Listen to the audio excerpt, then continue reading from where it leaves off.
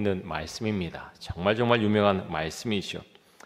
갈릴리 가나 혼인잔치에서 있었던 물이 포도주로 변한 이적 이야기입니다.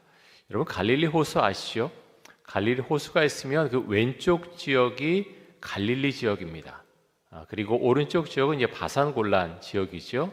우리 말씀 읽을 때 지도도 많이 생각하면서 그렇게 읽으면 좋겠고요. 그래서 이 갈릴리 지역은 이게 갈릴리 가나도 마찬가지죠. 갈릴리 호수가 있으면 왼쪽에 있는 곳에 가나라고 하는 곳이 있다라는 것을 기억하시면 좋겠고요. 오늘 말씀 가운데서 이 물이 포도주로 변한 이적 이야기를 다루고 있습니다. 자, 1절과 2절 말씀 한번 보겠습니다.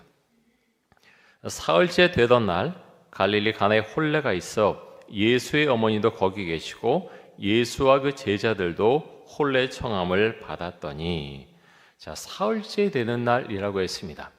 뭐로부터 사흘째 되는 날일까요? 이거 추정을 하는 건데요. 이 앞에 이제 요한복음 1장부터 2장이 이어지는 그런 말씀으로 사실은 보입니다. 그래서 아마도 빌립과 나다나엘이 예수님의 제자로 합류하고 나서 사흘째 되는 날이 아닌가 그렇게 생각이 됩니다. 사실 주석서에 보면은 이런저런 의견들이 있어요. 굉장히 복잡하게 이야기를 하는데 사실 이렇게 보는 것이 가장 맞다라는 생각을 하게 됩니다. 자, 나다나엘이라고 하는 이름이 지금 나오죠. 나다나엘. 어제 우리가 요한복음 1장에서 나다나엘 우리가 봤는데요. 빌립이 나다나엘을 찾아가죠. 근데 나다나엘은요, 요한복음에만 그 이름이 나옵니다. 다른 복음서에 보면 이름이 나오지 않죠. 마태복음과 마가복음에 보면 12제자 이름이 쭉 나열되어 있는데 나다나엘의 이름은 없습니다. 그러면 나다나엘은 12제자가 아닌가? 그것이 아니고 아마 이렇게 추정합니다. 바돌로메라고 하는 이름이 나오는데요. 이 바돌로메가 어제 말씀에 우리가 요한복음 1장에서 본 이 나다나엘이 아닌가, 동일 인물이 아닌가 그렇게 보고요. 또 어떤 주석가는 마태가 동일 인물 것이다, 뭐 이렇게 보는 그런 주장도 있습니다. 정확히 이게 100% 그렇게 맞다라고 말할 수는 없지만, 하지만 나다나엘이 12제자 중에 한 명인 것은 분명해 보입니다. 자, 갈릴리 가나에 있는 혼례에 예수님의 어머니도 참석을 하셨고 또 예수님의 제자들도 참석을 했죠. 그걸로 봐서는 예수님의 친척 중에 누군가가 지금 혼례를 치르는 것으로 보입니다. 자, 이어서 3절 말씀 보겠습니다.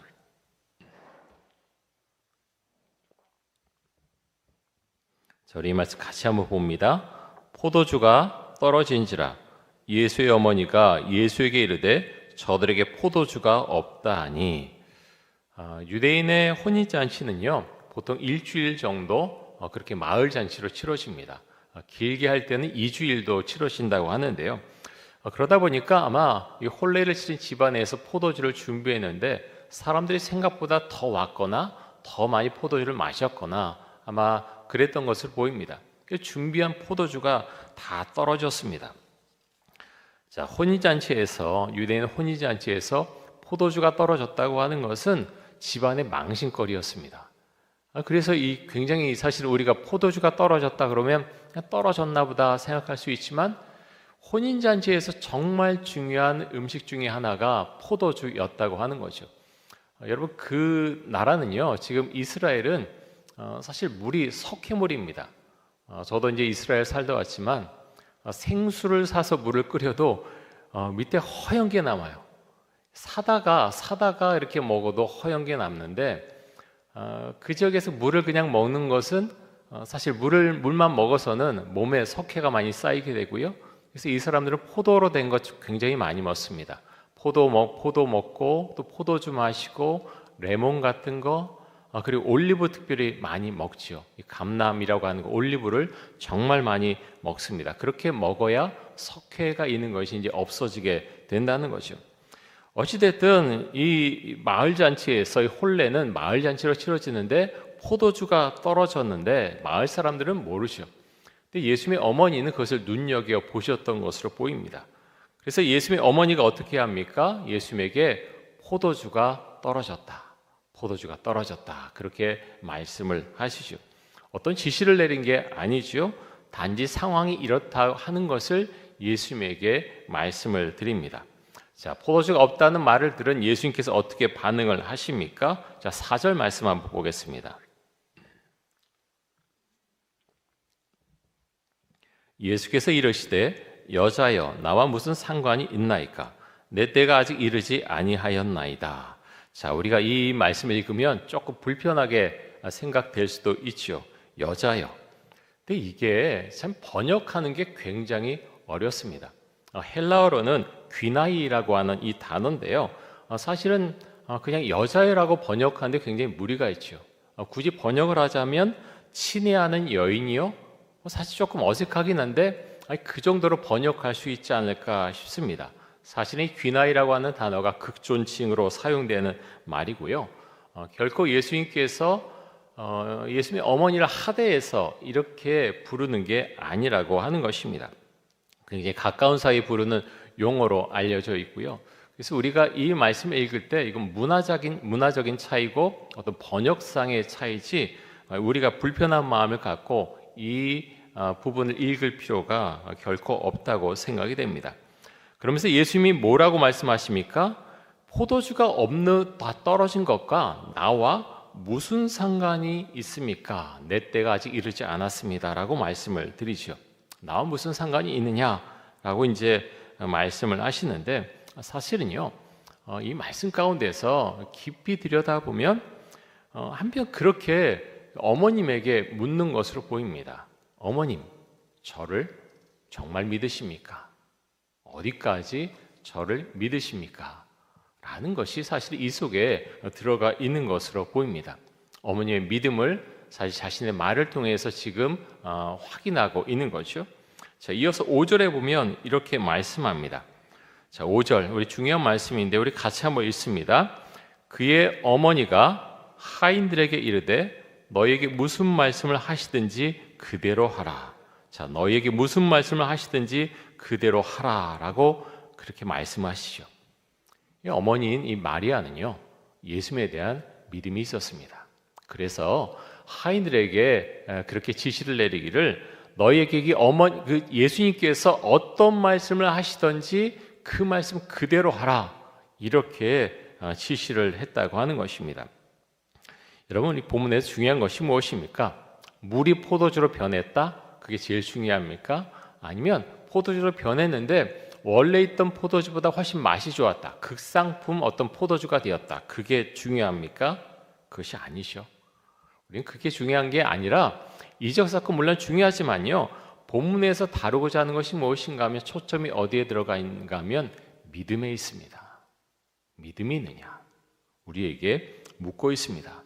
가장 먼저 나오는 것은 예수님의 어머니인 육신의 어머니인 마리아의 믿음입니다.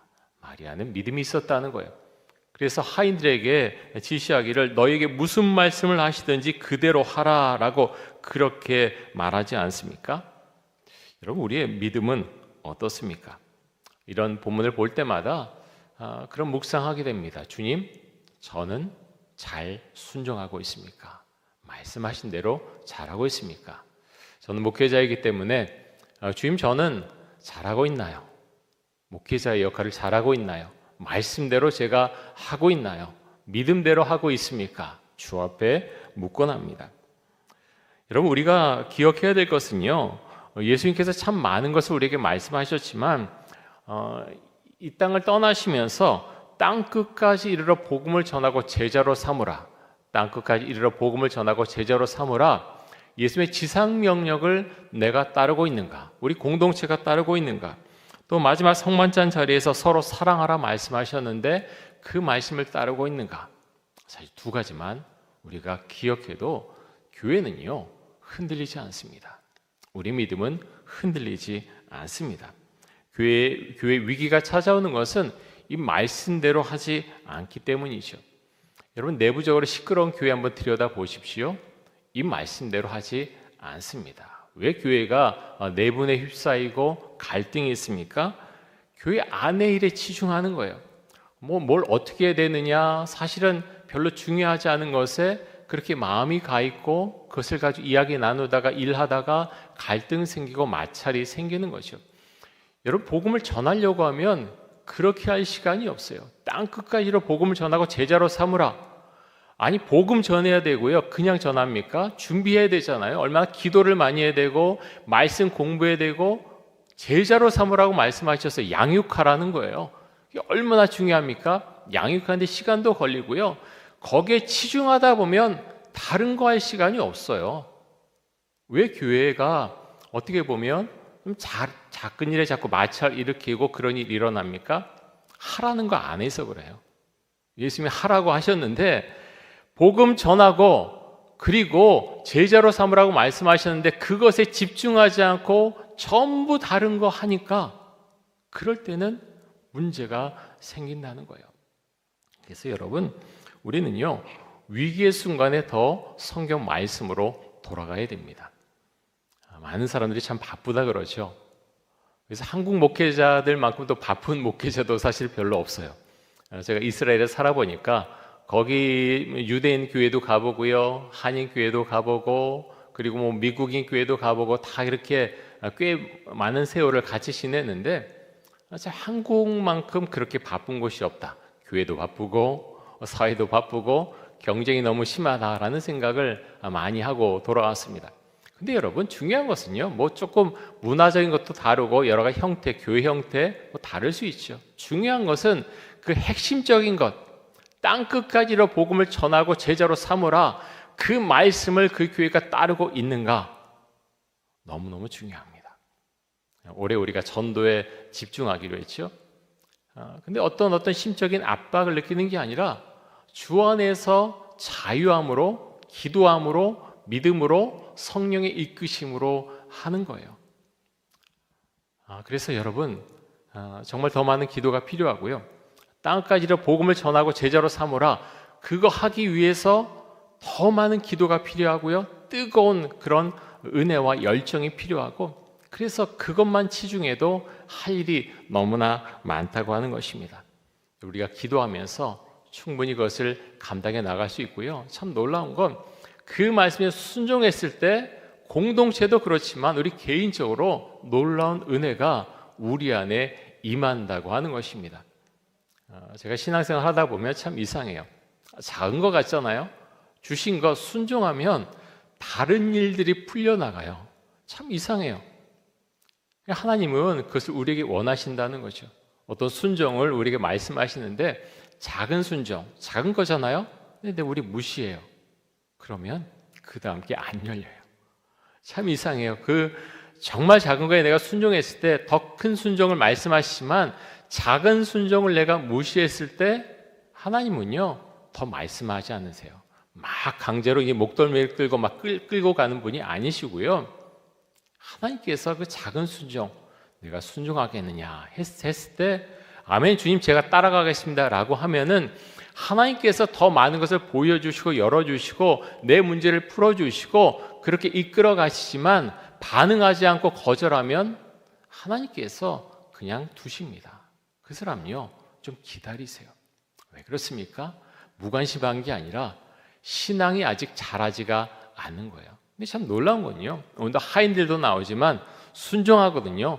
순종할 때 이적이 나타나는 거예요. 순종하지 않으면 아무것도 나타나지 않습니다. 자, 이어서 6절 말씀 보겠습니다.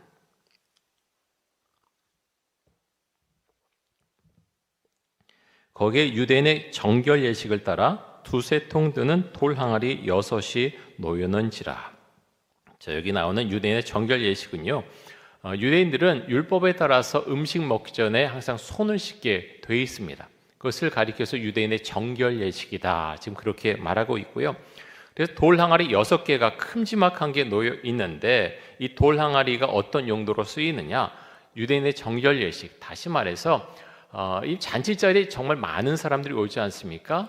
이 돌 항아리 6개가 큼지막하게 놓인 건 들어올 때 손을 씻으라라는 거죠. 그래서 그 용도로 돌 항아리 6개가 놓여 있습니다. 자, 그래서 7절과 8절입니다. 굉장히 중요한 말씀인데 우리 같이 한번 이 말씀 읽겠습니다. 예수께서 그들에게 이르시되 항아리에 물을 채우라 하신즉 아기까지 채우니 이제는 떠서 연회장에게 갖다 주라 하심에 갖다 주었더니. 자, 예수님이 어떻게 하십니까? 이 정결 예식에 쓰이는 그 돌 항아리에 물을 채우라라고 말씀하시죠. 자, 그랬더니 어떻게 합니까? 7절에 보면 아기까지 채웠다 그랬습니다. 하인들이 그대로 한 거지요. 아기까지, 제일 위까지 그렇게 채웠다고 말씀하고 있고, 8절에 보면 갖다 주라 그랬더니 어떻게 합니까? 갖다 주었더니. 자, 말씀에서 이것이 굉장히 중요합니다. 아기까지 채우니 갖다 주었더니. 여러분, 우리에게 이런 순종의 모습이 있습니까? 우리는요, 때로는 머리가 참 복잡해요. 만약 우리에게 예수님께서 그 항아리, 정결 예식을 행하는 항아리에 물을 갖다 채우라 라고 하시고 그 물을 떠서 연회장에게 갖다 주라고 하면 우린 그것에 순종했을까요?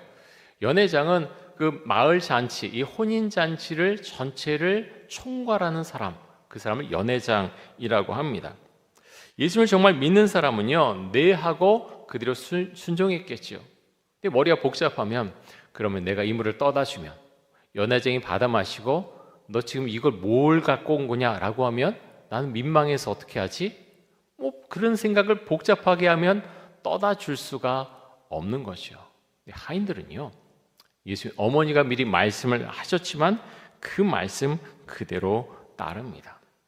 우리 기독교의 순종은요, 그대로 눈앞에 있는 것 하나에 대해서 그대로 순종하는 것, 그것이 바로 온전한 순종입니다. 그래서 여러분, 올 한 해 우리가 시작한 지 얼마 안 됐는데 주님 나에게 어떤 순종을 원하십니까? 우리가 기도할 수 있기를 원합니다. 그것이 우리 모두가 다를 수 있어요. 공통적인 것도 있을 수 있어요. 그런데 하나님께서 나에게 말씀하시는 것이 있어요.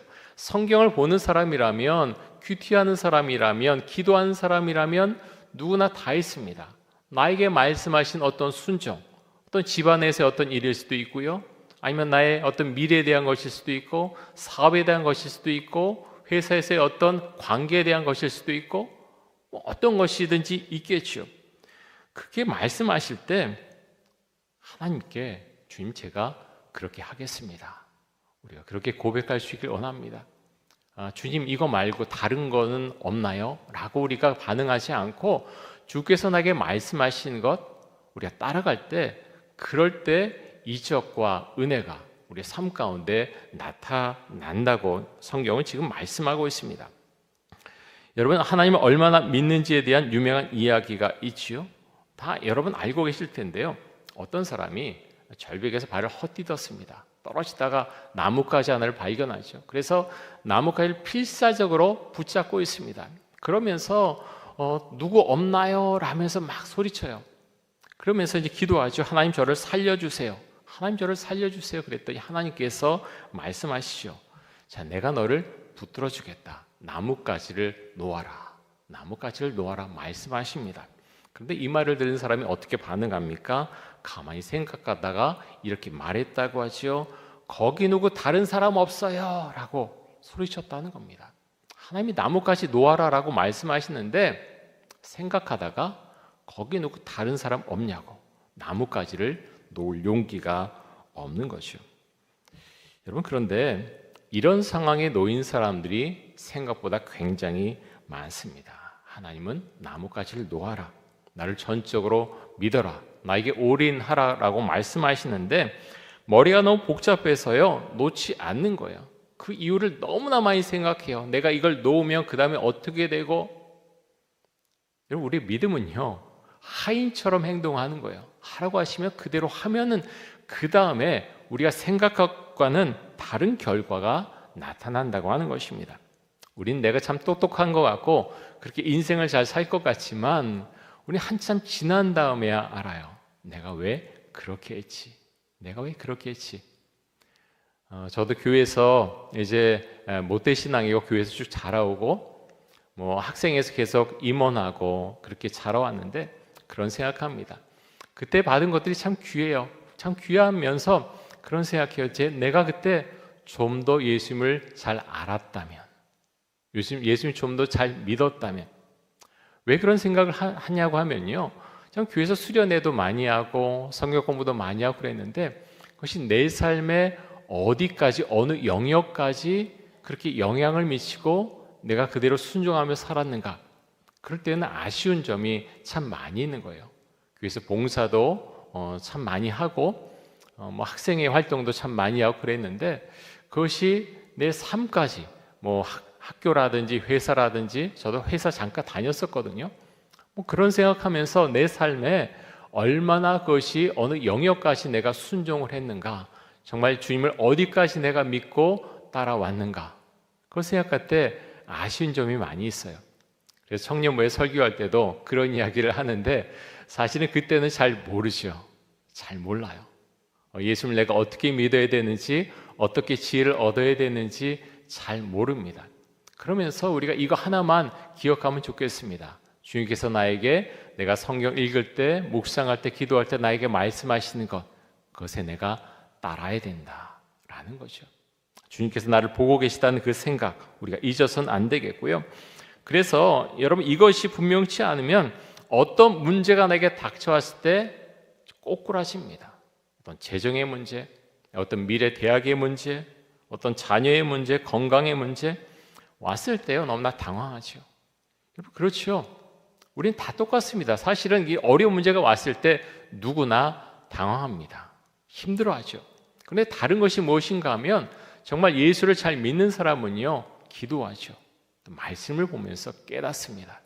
하나님이 그 마음이 계속해서 요동치지 않도록 붙들어 주세요. 그것은요, 뭐 여러 가지가 있지만 사실은 믿음의 문제입니다. 내가 어디까지 주님을 믿고 있느냐, 어디까지 신뢰하느냐, 믿음의 문제.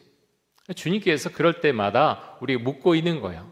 내가 정말 나를 믿느냐, 정말 나를 믿느냐, 우리에게 물어보시는 거죠. 여러분, 우리는 나뭇가지를 놓으라고 하시면 놓을 그런 믿음이 우리에게 있습니까? 여러분, 그렇게 하고 계십니까? 우리에게 하나님은 믿음을 요구하시는데요. 자, 9절과 10절 말씀 한번 보겠습니다.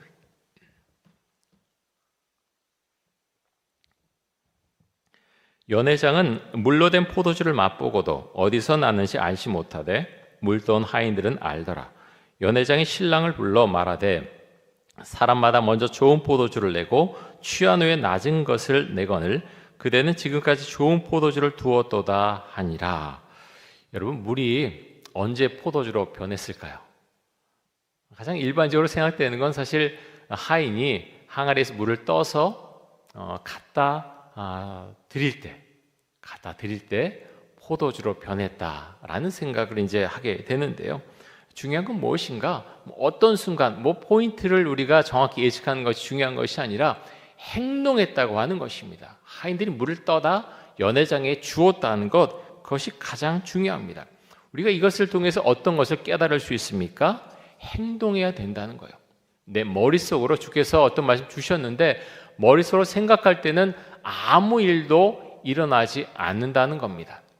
그래서요, 하인들이 항아리에서 물을 떠다 주었듯이 행동에 옮겼듯이 행동해야 된다는 거예요. 행동의 실행에 옮겼을 때, 내가 순종했을 때 그때 놀라운 일이 일어난다고 하는 것입니다. 여러분, 우리가 이것을 믿음으로 받아들일 수 있기 원합니다.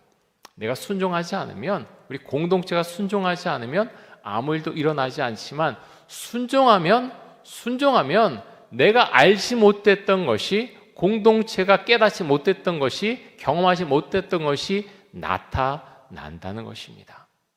그래서 우리가 그 믿음을 고백할 수 있기를 원합니다. 자, 그래서 마지막으로 11절 말씀 한번 보겠습니다.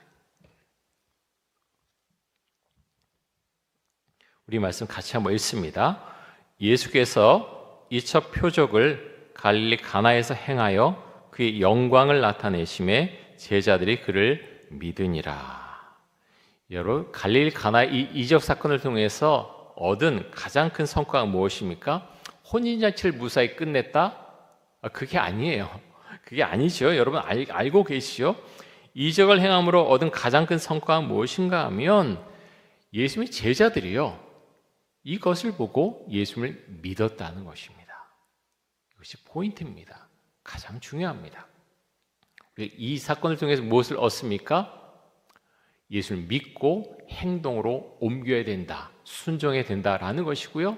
나아가서 이 제자들이 그것을 보고, 야, 우리 랍비가, 우리 예수님이 정말 마술사보다 더한 능력을 가졌구나. 그게 아니고요, 예수님을 보고 메시아로 믿었다는 것입니다. 물론 제자들의 믿음은요 왔다 갔다 합니다. 그래서 나중에 완성이 되죠. 하지만 이 사건을 보고 제자들이 어떤 마음을 갖느냐, 우리 예수님 메시아시다, 하나님의 아들이시다라는 것을 이들이 믿게 되었다라는 것입니다. 여러분, 하나님은 우리 믿음을 종종 시험하십니다. 아브라함을 시험하셨듯이 우리에게도 믿음의 시험을 하시죠. 그러면 생각해 봅니다. 우리가 아는 유명한 그런 그 아브라함에게 주셨던 그런 믿음의 시험이 있죠. 갈대아 우르를 떠나라. 그는 떠났습니다.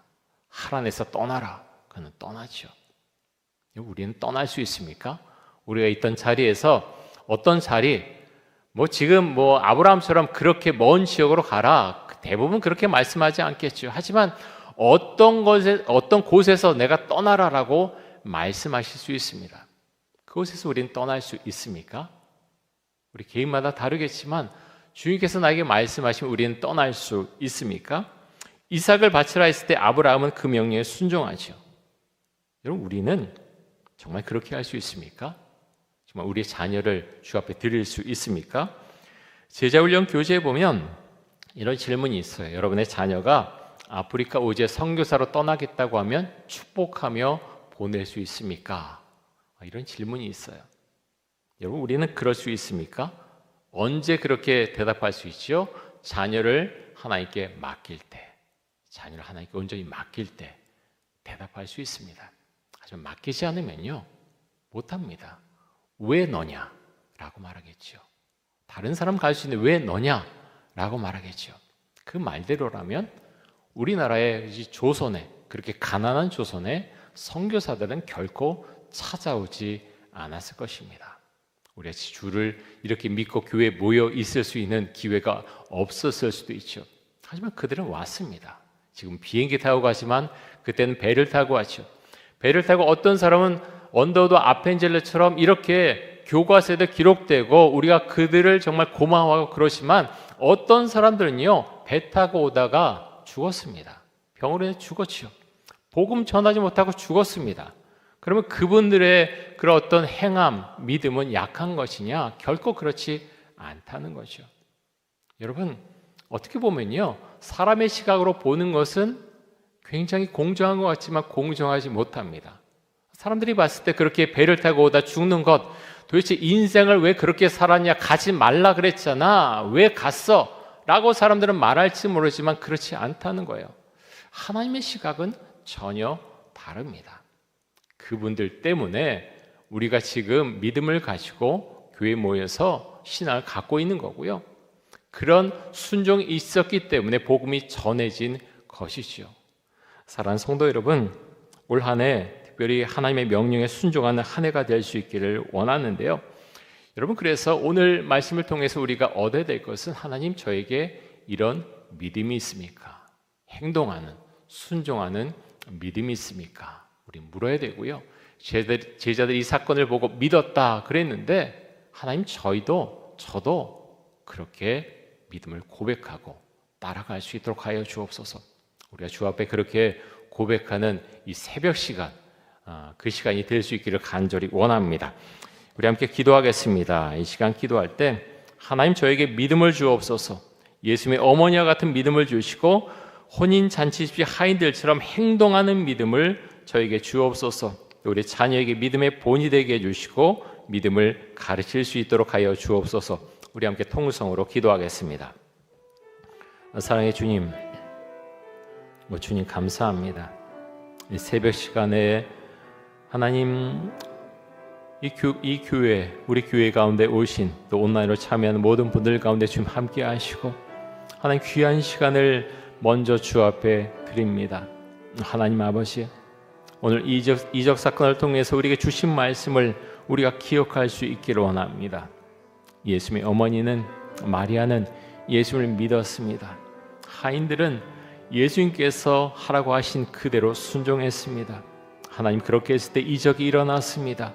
하나님 아버지요, 우리가 주를 그렇게 믿을 수 있게 원합니다.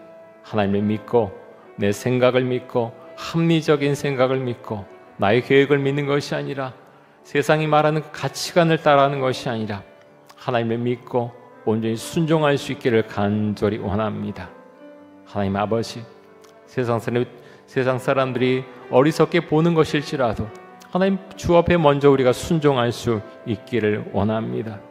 우리의 자녀, 하나님 우리의 살아가는 모든 것 모두 주의 것이오니 아버지 주께서 받아주시고 자녀들의 인생 또 우리의 인생 모든 것이 주 앞에 놓여져 있음을 우리가 주 앞에 고백하며 믿음 가운데 나아갈 수 있기를 간절히 원합니다. 주님 우리를 붙들어 주시고 은혜 가운데 세워주시고 특별히 올 한 해는 정말 주님께 순종하는 그런 은혜가 있기를 원합니다. 우리의 머리로만 생각하는 순종이 아니라 하나님 하인들처럼 행동하는 그런 믿음이 우리에게 있기를 간절히 원합니다. 주님 감사합니다. 아버지 감사합니다. 올 한 해 우리가 전도하려고 합니다. 하나님 머리로만 하는 전도가 아니라 행하고 또 기도하고 믿음을 가지고 나아갈 수 있도록 주님 역사하시고 은혜를 더하여 주옵소서.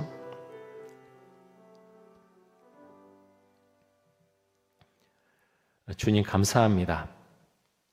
이 새벽 시간에 이곳에 오신 우리 성도님들 한 분 한 분 기억해 주시고 하나님 주 앞에 우리가 어떻게 나가야 되는지 주 앞에 기도할 수 있길 원합니다. 나에게 말씀하시는 것 그것을 하나님 못 들은 척 하는 것이 아니라 그 말씀 작은 것이라도 내가 순종하며 나아갈 수 있도록 지금 이 시간에 하나님이 2024년을 시작하는 하나님 이 날에 이 시간에 주님 역사하시고 우리에게 믿음을 주시기를 간절히 원합니다. 주님 감사합니다. 항상 우리를 붙들어 주시고 우리 가정을 붙들어 주시고 우리 교회 정말 주의 은혜 가운데서 복음에 순종하는 땅끝까지 이르러 복음을 전하라고 말씀하셨는데 하나님 제자를 삼으라고 말씀하셨는데 그 사역을 온전히 감당하는 우리 교회 이촌동교회가 될 수 있도록 주님 함께 하시고 은혜를 내려 주옵소서. 여러 가지 문제로 힘들어하고 또 어려워하는 우리 성도님들 있습니다. 하나님 함께 하셔서 기도할 때 주님 은혜를 주시고 말씀에 순종할 때 나의 문제가 풀려가는 그런 은혜를 경험할 수 있도록 주님 역사하시고 함께 하시고 힘을 더하여 주옵소서. 감사드리며 예수 그리스도의 이름으로 기도드립니다. 아멘. 지금은 우리 주 예수 그리스도의 은혜와 하나님 아버지의 놀라우신 사랑과 성령의 교통하심이 주만을 믿고 주의 말씀을 따라가고 그 말씀대로 실행에 옮기고 그런 가운데서 주님을 체험하고 하나님의 은총 가운데서 주님께 붙들린 삶을 살고자 하는 오늘 이곳에 모인 모든 성도들과 그 가정들 위해 또 우리 이촌동 교회 위에 영원토록 함께 하시기를 간절히 축원하옵나이다. 아멘.